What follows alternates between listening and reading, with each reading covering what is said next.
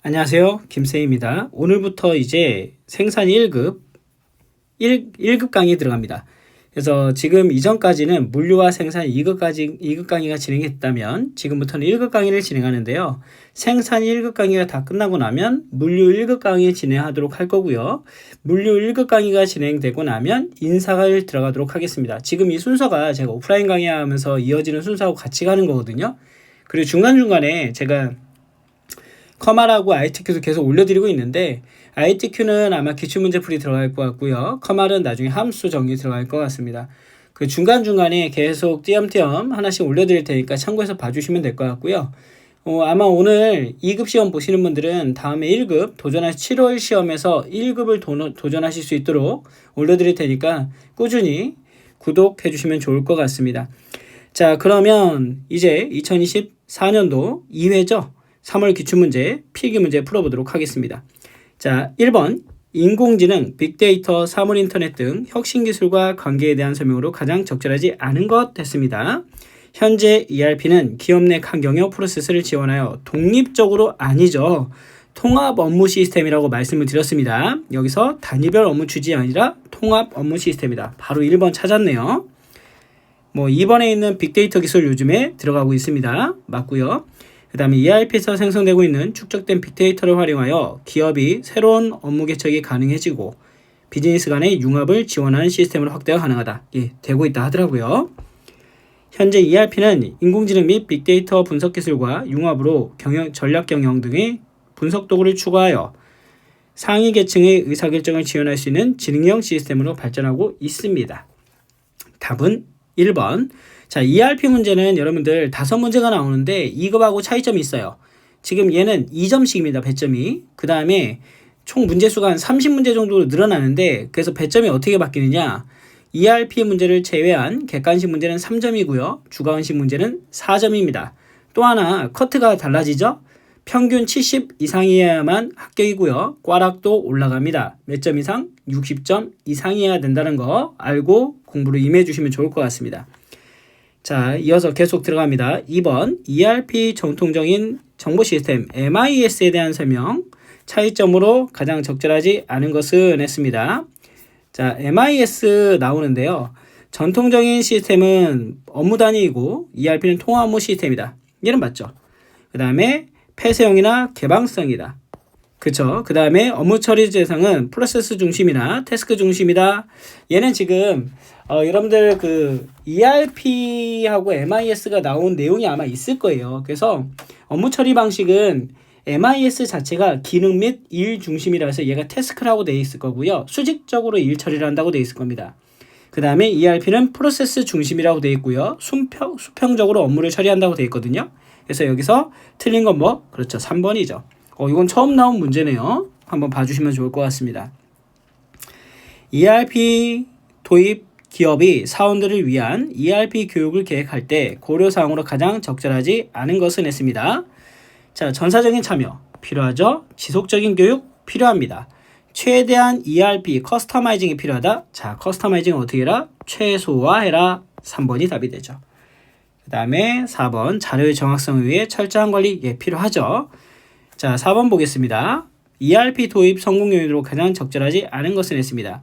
사전 준비를 철저히 한다. 맞죠? 현재 업무 방식을 그대로 고수하지 말아라 라는 게 있었죠. 성공을 위한 제언에 있었습니다. 답은 2번.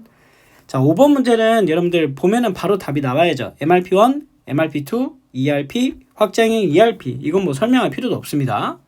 암기 코드예요. 자, 이 6번부터가 이제 생산을 시작하는데 자, 생산 운영의 목표가 있었죠. 생산 운영의 목표가 있었습니다. 여러분들 기억하시는지 모르겠어요. 생산 관리의 목표 4가지가 있었죠. Q 써볼까요? Q, C, D, F. 어떤 책에선 T라고 나와 QC 여기다 제가 잘못 적었네요. 자, F 적고 여기다 T라고 이렇게 나온다 했죠. Q는 뭐야? 품질. 얘는 품질. C는 비용. 그 다음에 T는 시간 또는 납기라고 했었죠. 납기가 시간입니다. 그 다음에 여기는 유연성이죠. 그래서 지금 여기 품질 맞고요. 시간 맞고 그 다음에 원가 비용 맞습니다. 재고 최소화는 없다. 유연성이 안 나왔다. 이렇게 보시면 될 것 같아요. 자, 그 다음에 7번 보겠습니다. 적은 종류 또는 단일 부품의 원료를 가공하여 여러 종류의 최종 제품을 만드는 산업에 적합한 BOM. 자, 보세요. BOM 구조도를 우리가 그리면 이렇게 그려지겠죠. 이렇게 그려질 겁니다. 즉, 얘는 모품목에 대해서 자품목들을 전개할 때 쓰는 게 우리 정전개라고 불렀던 거죠. 근데 지금 이 X라고 부르는 요 자제품이 어느 모제품들한테 영향을 미치느냐를 보는 거죠. 그러면 우리가 그림을 그려보면 이렇게 그려진다는 얘기죠. 역삼각형 모양으로. 그래서 얘는 X는 요 위에 바로 윗단계에 있는 A라는 애한테 영향을 미치고 그 위에 있는 예를 들어서 뭐 T라는 애한테 영향을 미친다라고 하면은 결국에는 요 A와 T에 영향을 미친다는 걸 알아보는 걸 전개를 우리가 뭐라 부르는 거예요? 역 BOM. 다른 말로 하면 inverted BOM이라고 부르는 겁니다. 얘 말고 뭐 플레인 BOM은 계획 BOM이라고 부르는 거고요. 그 다음에 팬텀 BOM 같은 경우에는 우리가 흔히 말하는 눈에는 보이지 않지만, 그죠? 눈에는 보이지 않지만 실제 존재하진 않지만 포장자재 등 관리상의 중요도가 떨어지는 품목을 모아서 가상으로 만든 게 그죠? 팬텀 BOM이죠. 계획 BOM은 말 그대로 계획이라는 게 들어가요. 그래서 주생산 계획에 사용되는 걸 얘기하고요. 그 다음에 퍼센테이지 BOM 같은 경우에는 BOM을 일종으로 제품을 구성하는 부품의 양을 백분율로 표시한 거죠. 그래서 이렇게 표시하면 됩니다. 지금은 정확하게 역 BOM을 잘 설명하고 있는 지문이다. 이렇게 봐주시면 될 것 같아요. 자, 예측의 7단계가 있습니다. 예측의 7단계는 요 7가지 단계가 있는데요. 옛날에는 이게 시험 문제에 가끔 나왔었어요. 가끔 1급에서. 그래서 1단계는 예측의 목적과 용도고요. 2단계는 예측 대상의 품목과 단위를 결정하고요. 3단계는 예측 기간을 설정하고요. 그 다음에 4단계는 적합한 예측 기법을 선정하고요. 5단계는 필요한 자료의 수집, 그 다음에 6단계는 예측의 시행, 7단계는 예측치에 대한 검증입니다. 이렇게 봐주시면 될 것 같아요. 그래서 답은 그렇죠. 4번이 되겠죠. 4번. 이거는 순서를, 이런 문제는 제가 얘기했던 우리 난이도 조절 문제라 해서 공부의 범위에 포함시키면 안 되는 문제들이 있어요. 아마 얘가 그런 문제가 아닐까 생각을 해봅니다. 즉 공부의 범위를 너무 크게 잡고 다 이것저것 하려고 하면은 양이 너무 늘어나거든요. 그래서 이런 문제는 한번 보고 넘어가시되 1년에 여러 번 출제가 된다고 생각하면 본인이 공부 범위에다가 포함을 시키고 아니다 싶으면 그냥 제끼는 겁니다. 자, 9번. 플로우샵에 대해서 특징을 모두 고른 것은 흐름 생산 방식이죠. 정의를 보면 액체, 기체 혹은 분말 성질을 가진 석유화학, 가스, 음료수, 주류, 철강 등의 제품에 적용되는 거고요. 뭐 원자재가 파이프라인을 통해서 이동이 되고 공정마다 몇 가지 제품을 생산하는 방식을 우리가 플로우샵이라고 하는데 특징이 뭐냐? 자동화가 많이 이루어졌다는 얘기죠.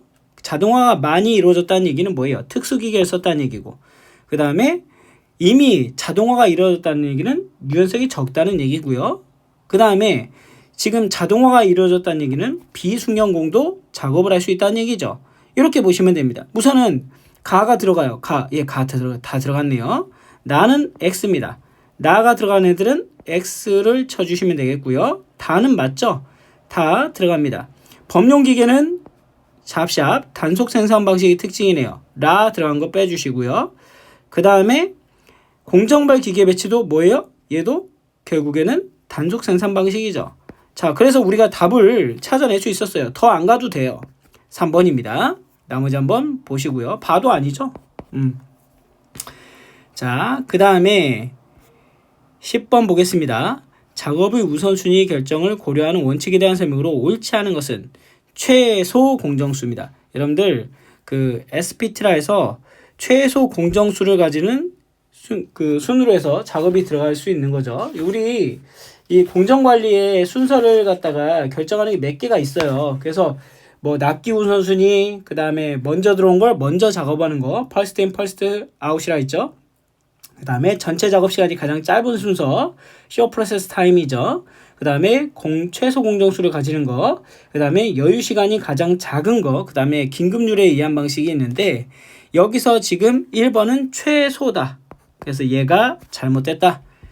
자, 11번 PERT CPM에 대해서 물어봤습니다. 자, PERT CPM에 대해서 물어봤는데 순서가 무작위로 나열되어 있대요. 그러면 가장 처음에 먼저 해야 될 게 뭘까요? 그렇죠. 어떤 프로젝트를 진행하는 걸 먼저 확인해야 되겠죠. 얘가 1번이에요. 그죠? 가장 먼저 해야 될 거. 그쵸? 그 다음 뭐 할까요? 활동 간의 선행관계를 정해야 되겠죠? 그리고 네트워크를 결정하고 그 다음에 일정을 계산하고 제일 마지막에 얘도 많이 물어보거든요. 얘가 제일 마지막입니다. 그래서 이렇게 되지 않을까 생각합니다. 그래서 주공정을 결정하는 게 제일 마지막에 하는 거다. 그래서 답은 2번이다. 자, 여기 PRT CPM이 나왔네요. 그래서 주공정을 찾는 내용이 나왔는데 여기서 6단계의 T2를 구해보라고 합니다. 자, 전진 패스는 큰 것 선정이고요. 후진 패스는 작은 것 선정이다 라고 우선은 기억을 해주시면 될 것 같고요. 자, 옆에다가 그려보겠습니다. T와 TL을 하기 위해서. 자, 이렇게 그려드리고요. 자, 0부터 시작을 합니다. 자, 0부터 시작을 하고 여기는 3일이죠. 3, 7, 그 다음에 여기 왔을 때는 뭐예요? 13, 여기서는 17이네요. 자, 쭉 다시 한번 가겠습니다. 여기는 3, 여기서는 뭐가 돼요? 7. 지금 전진 패스는 이 숫자를 더해 주는 거죠. 자, 8번에서는 두 개가 생기네요. 7에서 12, 그 다음에 여기도 두 개가 생기죠. 여기는 16. 자, 밑으로 내려가 볼까요? 밑으로 내려가 보니까 4, 그 다음에 여기서는 9, 그죠? 7번에서는 9가 되고요. 9 다음에는 여기 밑에가 13, 17이 됩니다. 자, 그 다음에 이 명목선 있죠? 명목선을 따라 한번 가볼까요? 자, 명목선을 따라 가시면 여러 개의 또 선이 있어요. 이렇게 한번 가보겠습니다. 자, 그러면 여기서 3에서 내려와서 여기로 가는 거죠. 그래도 8밖에 안 되네요. 8이고 가보면은 위로 올라갈 수도 있죠. 위로 올라갈 수도 있고요. 여기서 8이니까 12가 되고요. 그쵸? 여러분들 이거 선 따라 올라가는 거예요. 선 따라 12가 되고 여기서 17이 되고 그쵸? 여기가 17이 되고 여기서는 21이 되겠네요. 지금 제가 하는 거 따라와 주시면 됩니다. 자, 그러면 여기서 여러 개의 내용이 있는데 여기서 지금 물어본 게 뭐냐면 T3. 자, 색깔 바꿔서 T3이죠. 지금 3번 공정. 지금 여기서 물어보는 게 지금 6단계래요. 6단계. 여기 6단계를 물어봤네요. 6단계. 6단계에 지금 선행 작업을 물어봤습니다. 자, 그랬을 때 우리가 지금 구한 걸 한번 찾아봐야 되겠죠? 자, 다시 한번 볼까요? 여기서 3에서 7, 그 다음에 요렇게 올라오시네요. 요렇게 올라오시네요. 요렇게. 그러면 어떻게 돼요? 9네, 9. 아까 잘못 썼죠? 9. 그래서 7과 9가 있다. 9. 그래서 점선의 선행관계를 갖다가 표시해 줬는데 지금 요거는 9다. 9로 봐야 되겠네요. 9. 그죠? 왜냐면 여기서 요렇게 와봤자 8밖에 안 되잖아요. 자, 보세요. 요렇게 와도 8밖에 안 되고 요렇게 와도 7밖에 안 되고 요렇게 오면은 9죠. 그래서 제가 따로 써볼게요. 지금 1번 7, 두 번째는 뭐라고요? 요렇게 가도 8, 그 다음에 세 번째는 요렇게 올라가면 9 되겠네요. 굳이 다 할 필요가 없었네. 그럼 여기서 뭐? 가장 큰 거죠, 큰 거. 큰 거를 찾는다. 왜? 전진 패스는 큰 게 선택이 되는 건 거니까요. 그러면 뭐? 9다. 9. 자, 보겠습니다. 자, 헷갈리시나요? 헷갈리시면 다시 한번 해드릴까요?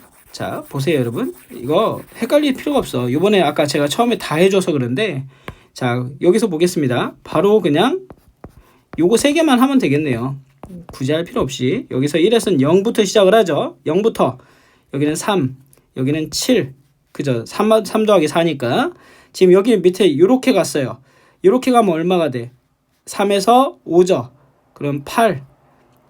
이 명목은 0이에요. 시간이. 그러니까 여기는 뭐가 돼? 8자리 하나 또 있고 그 다음에 하나 더 있죠. 뭐 요렇게 올라가는 겁니다. 요렇게. 그러면 여기는 4. 여기는 얼마가 돼? 9. 그죠? 여기서 가장 큰 건 뭐? 9 선택. 이렇게 보시면 됩니다. 자, 그 다음에 12번 받고요. 13번. 활동 A 소요 시간에 대해서 물어봤습니다. 우리 그 T2는 기억나시나요? T5 더하기 4TM 더하기 TP 나누기 6이죠.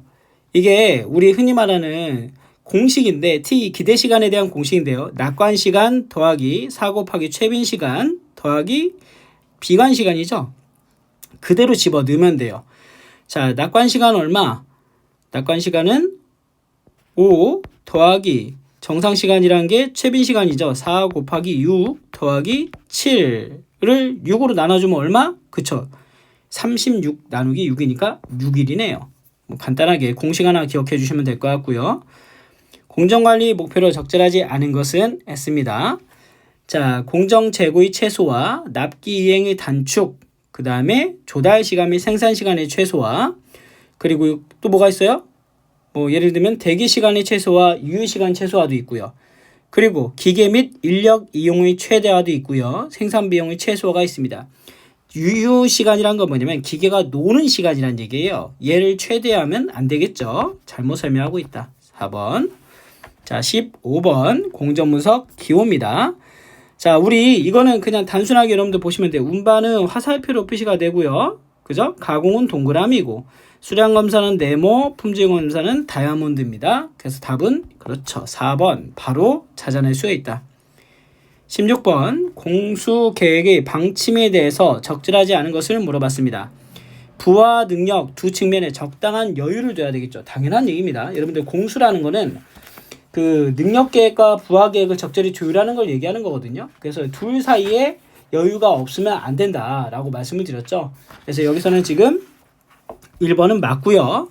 2번 사람이나 기계가 유휴 상태가 되도록 아까 위에서도 얘기했지만 유휴라는 건 뭐냐면 기계가 논다는 얘기예요.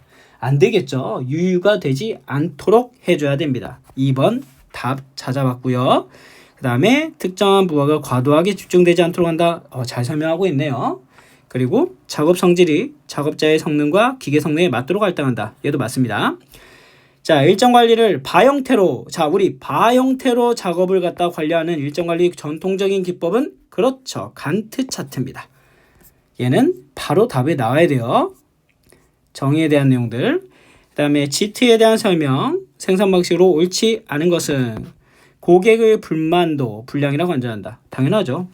제조 생산 과정의 낭비를 제거하여 최적화를 추구한다. 얘도 맞고요. 실수를 줄이기 위한 노력을 통해 무결점 목표에 도달할 수 있다. 그렇죠. 그 다음에 로트 크기가 너무 작을 경우 아니요. GT에서는 소로트화를 추진합니다. 그래서 답은 4번이 되겠죠. 자, 그 다음에 스마트 TV를 생산하는 공장에서 50명의 작업자가 하루 6시간씩 총 5일간 3,000대의 스마트 TV를 생산했다고 합니다.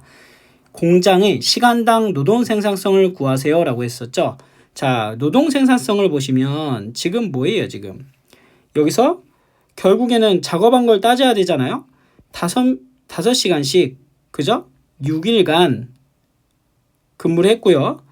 지금 보시면은 총 50명의 제가 이거 밑에랑 잘못 설명했네요. 이거 위에 거 봐야죠. 19번.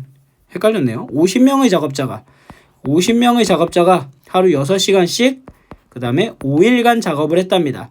얘가 노동 생산성의 분모가 되는 거죠. 나누기 얼마? 3,000대 해주시면 되겠네요. 그럼 얼마 나와요? 그쵸. 2 나옵니다. 2. 아까 제가 잘못 착각했던 20번 문제 한번 볼까요? 여기도 이용률이라는 걸 한번 써볼게요. 이용률은 공식 여러분들 기억해 주시면 될 것 같아요. 얘는 2급에서 나왔던 거니까 실제 작업 시간 나누기 작업장 이용 가능 시간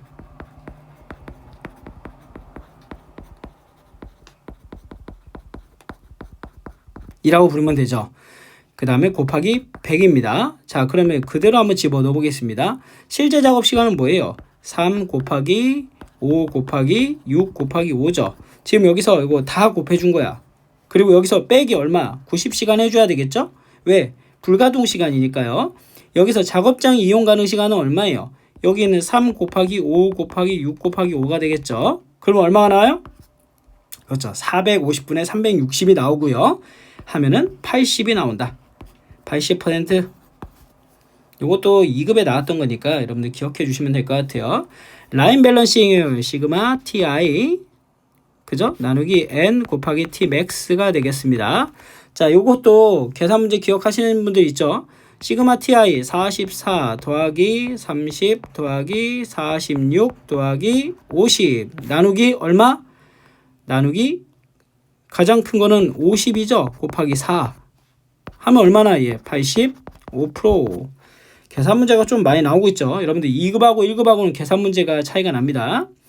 재고를 보유해야 되는 이유로 가장 적절하지 않은 것은 했네요. 수요의 품절에 대한, 그죠? 맞습니다. 가격 인상을 대비하기 위해 농수산물과 같은 품목을 비축한다. 그쵸. 그 다음에 불확실한 환경에 완충적인 역할을 하며 가능한 많은 양의 재고를 보유하면 안 됩니다. 적정 양의 재고를 보유해야 되는 거죠. 왜냐하면 많은 양의 재고를 보유하면 재고 유지 비용이 더 많이 들 수가 있기 때문에 비용을 고려해서 적절히 조율하는 게 맞다. 답은 3번이다. 자, 그 다음에 23번 재고관리 용어에 대해서 물어봤습니다. 자재나 제품의 구입에 재비용과 재고 유지 비용을 고려하여 주문 비용과 재고 유지 비용의 합계가 최소가 되는 최적의 주문량. 답은 EOQ죠. 여러분들 이거 그냥 정의를 잘 설명하고 있을 뿐이야. 기억해 주시고요. 계략적 능력 요구 계획에 대한 설명을 가장 적절하지 않게 설명한 것은, 여러분들 계략적 능력 요구 계획이란 게 뭐냐면 NPS가 그 생산할 수 있느냐 없느냐를, 자원이 있느냐 없느냐를 체크해주는 능력 계획을 얘기하는 거죠.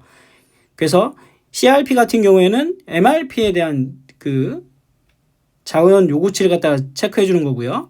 그럼 여기서 옳지 않은 것을 고려봐라 라고 하는 거죠. 1번을 보니까 재고기록철, 자재명세서, 기준생산계획은 누구 거야 이거? 그죠? MRP의 투입 요소죠? 1번이 잘못됐구나. 나머지는 2번, 3번, 4번은 맞는 내용이니까 맞는 내용도 한번 읽어보시면 좋을 것 같습니다. 자, 25번 SCM의 세 가지 흐름이 있었습니다. 제품과 서비스 흐름, 재정의 흐름, 그 다음에 뭐예요? 정보의 흐름. 이렇게 세 가지가 있었죠? A는 뭐예요? 상품이 이동한대요. 그럼 얘는 제품의 흐름이죠. 그러면 재고의 흐름, 재정의 흐름, 원료의 흐름. 단위네요. 1번 바로 나왔습니다. 그 다음에 26번 주문 비용을 구하세요 라고 했네요. 그래서 EOQ를 구하는 거죠. 자, EOQ는 루트 EDS 나누기 H는 PI로 표현이 되고요. 여기서 EOQ가 주어졌나요? 지금 보시면 연간 단위당 재고 유지 비율이 지금 우선은 그대로 한번 넣어볼까요? 여기서 2 곱하기 그 다음에 수요량은 6,000개 곱하기, 얘를 모르죠? 얘를 S라고 놓겠습니다. 나누기 그 다음에 단가 6,000원 곱하기 0.25죠. 0.25. 그랬더니 얘가 뭐가 나온대? 얘가 400이래요. 그럼 이걸 풀어주면 되죠. 양변을 갖다가 제곱시켜주면 얘 루트가 벗겨지겠죠? 4, 4, 16. 16만인가요? 16만은 얘를 벗기고 나니까 쭉 계산하면 얼마가 나와요? 그죠? 쭉 없어지고 쭉 계산하고 나면 8S네. 8S. 그쵸? 8S는 16만. 그럼 얘는 얼마예요? 2만원이네. 2만원.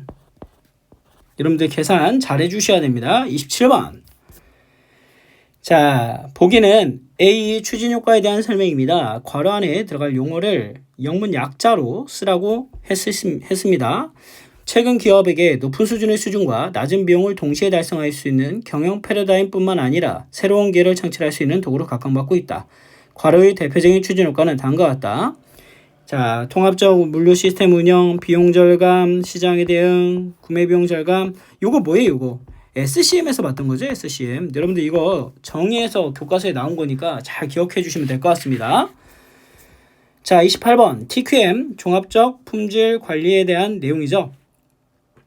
자, 고품총지죠. 고품총지. 여러분들 TQM에 대해서 품질 쪽, 여기서부터가 이제 우리가 흔히 말하는 그 생산 1급에서 나오는 품질 분야라고 생각하시면 됩니다.